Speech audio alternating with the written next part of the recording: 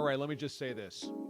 I think the Pittsburgh Steelers have absolutely nailed this offseason. Add Justin Fields to the mix for a 6th-round pick. Yeah, Steelers had themselves a very nice week. Let's talk about it.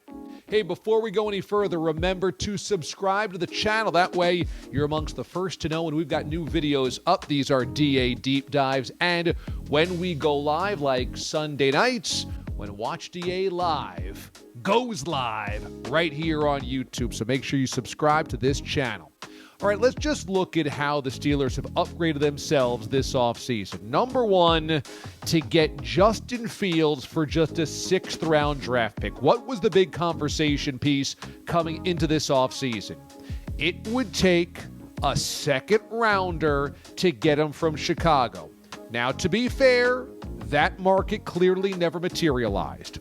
But if you would tell anybody before this week of free agency or after the Super Bowl that Justin Fields could be had for a 6th-round draft pick, people would have been knocked over by a feather or one of those big foam bolt things on their heads that they wear at Heinz Field. I mean, this is dirt cheap. Now, is it possible Justin Fields is never a starting quarterback? Sure, but you give up absolutely nothing to get him.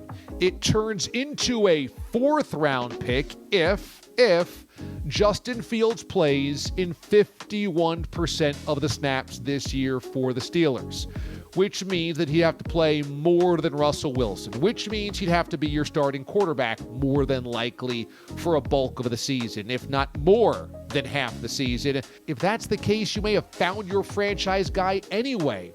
I mean, if Russ gets injured or Justin Fields wins the job somehow or supplants Wilson, then you're easily okay giving up a 4th-round pick. So again, to get Justin Fields, a 25-year-old quarterback who was once upon a time a 1st-round selection just 4 years ago, for at worst a 4th-round pick, maybe just a 6th, is absolutely a bargain basement deal. That's sifting through the $2 bin of DVDs at Walmart and finding the Godfather box set. That's value. Fields isn't the godfather of quarterbacks, but you understand the metaphor. Now we look at Russell Wilson.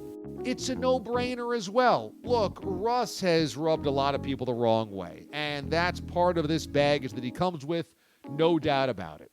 But again, you get him for no draft collateral and a mere $1 million veterans minimum. So this is a guy that at 35 years old is desperate to win again and rehabilitate his image. My guess is, and I explained this on a previous video just last week, I think Russell Wilson is going to play nice in Pittsburgh because I think he's smart enough to realize this is his last good shot.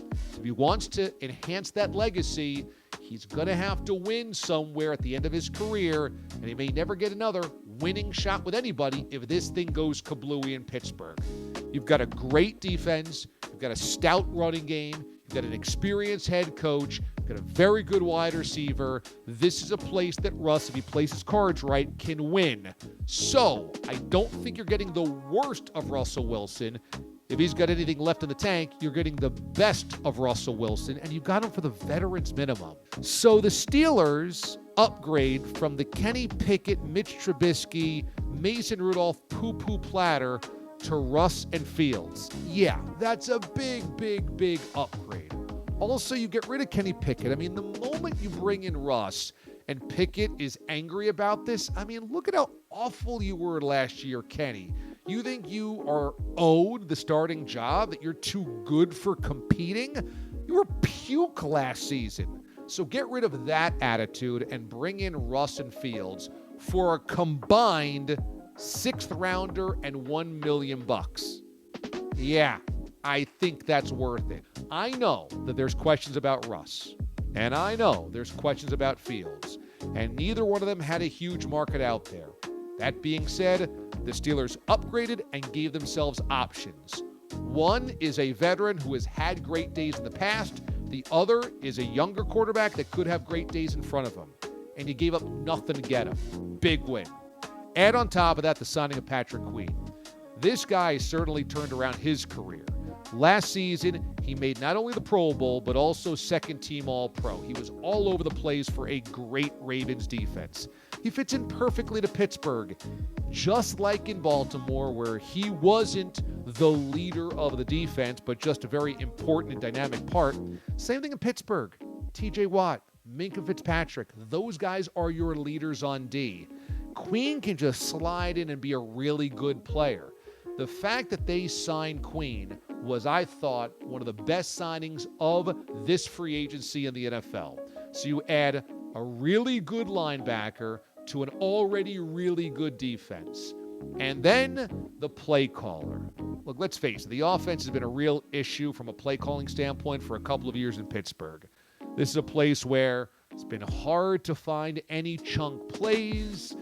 Quarterbacks have had no rhythm, been very predictable on offense. And here comes Arthur Smith. Now, no doubt, he's antisocial, awkward, bizarre at press conferences. That mustache, what are we doing? You don't need him to hold press conferences. You don't need him to lead the team. All he has to do is run an effective offense, use some play action, make sure there's some type of unpredictability in the offense, and you've automatically upgraded. And I think they have. Before he was a mess of a head coach in Atlanta, he was a pretty damn good OC in Tennessee.